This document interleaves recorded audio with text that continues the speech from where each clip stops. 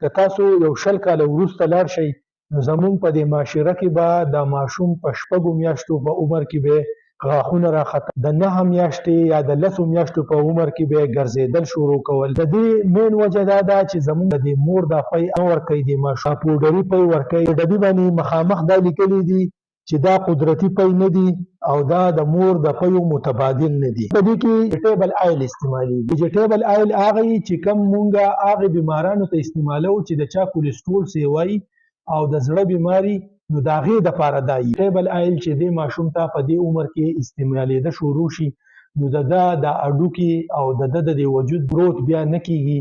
نو د دې د وجې نه د دې ماشومانانو غاښونه په ټیم نه راخیږي، ګرځېدی نه شي، بار بار د دوی خېټې خرابېږي، وجود کې داسې قسم کمی چې په آرام باندې سملي نه. مین وجه مونږه د دې مور د پی استعمال پرېښودی دی او دا پوډري پی دا استعمال